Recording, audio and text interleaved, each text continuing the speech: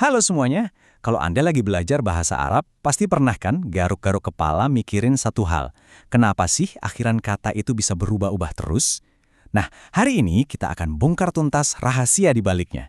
Kuncinya ada di tiga ilmu dasar ini, sarf, nahwu, dan i'rab. Yuk kita mulai petualangannya. Nah, ini dia nih biang keroknya.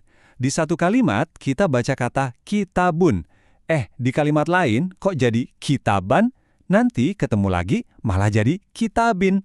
Satu kata yang sama, tapi ujungnya ganti-ganti terus. Bikin pusing kan? Rasanya kayak nggak ada aturan yang jelas sama sekali. Eits, tenang dulu, Anda nggak sendirian kok. Dan yang paling penting, ini semua ada logikanya. Ada sistemnya. Jawaban dari semua kebingungan itu, ya ada di pemahaman tiga serangkai ilmu ini. Anggap saja ini kunci untuk membuka gerbang keindahan arsitektur bahasa Arab. Oke, kita mulai dari yang paling fundamental ya, dari bata penyusun terkecilnya, yaitu ilmu saraf. Coba bayangkan saraf ini sebagai ilmu anatomi kata. Kita bedah gimana sebuah kata dirakit dari nol, bahkan sebelum kata itu gabung sama teman-temannya di dalam sebuah kalimat. Jadi, saraf itu fokusnya cuma satu, daleman sebuah kata. Titik. Ilmu ini nggak peduli sama posisi kata di kalimat, yang penting adalah gimana kata itu dibentuk, diubah, dan ditransformasi. Disinilah jeniusnya bahasa Arab, punya sistem yang efisien banget buat menciptakan makna-makna baru. Nah, ini yang seru banget. Lihat deh, kita bisa ambil satu akar kata doang, terus dengan aturan sorof yang presisi, kata itu bisa kita sulap jadi bentuk lampau, bentuk sekarang, bahkan jadi kata benda yang artinya pelaku. Keren kan? Semuanya berasal dari akar yang sama. Ini bukan sekedar ganti huruf, ini rekayasa linguistik yang canggih. Oke, kita udah bisa merakit satu kata pakai sorof. Sekarang saatnya naik level. Kita masuk ke ilmu nahu. Kalau sorof tadi ngurusin kata yang lagi jomblo, nahu ini adalah aturan mainnya ketika kata-kata itu mulai bergaul dan membentuk sebuah kalimat. Inilah jantungnya Nahu. Anggap saja Nahu ini buku undang-undang tata bahasa Arab. Nahu ngasih kita cetak biru buat ngerti kenapa sih akhiran sebuah kata harus berubah ketika posisinya di kalimat juga berubah. Jadi ini semua tentang relasi dan harmoni antar kata. Biar lebih kebayang, lihat contoh aturan Nahu ini.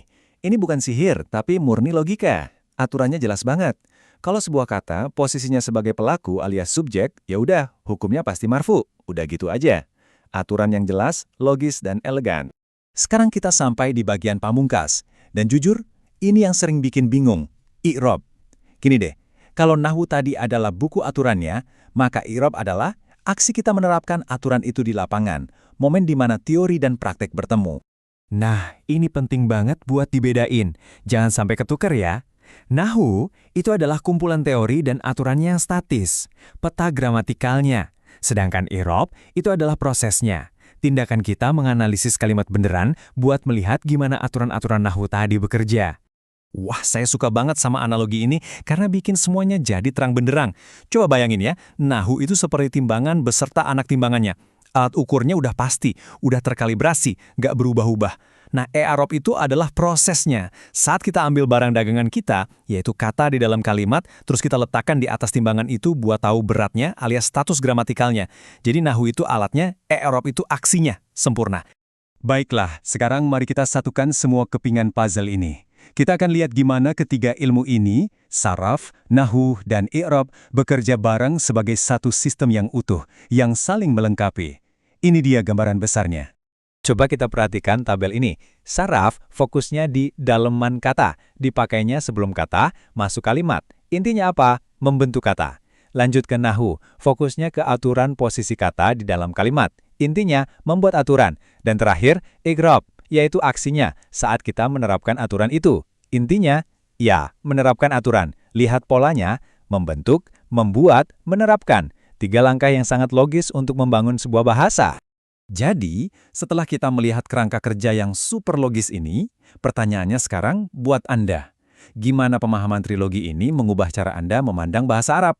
Ini bukan lagi sekedar hafalan aturan yang bikin pusing kan, tapi sebuah sistem rekayasa yang luar biasa indah dan teratur, yang kuncinya sekarang sudah ada di tangan Anda. Coba renungkan, dan selamat menyelam lebih dalam lagi.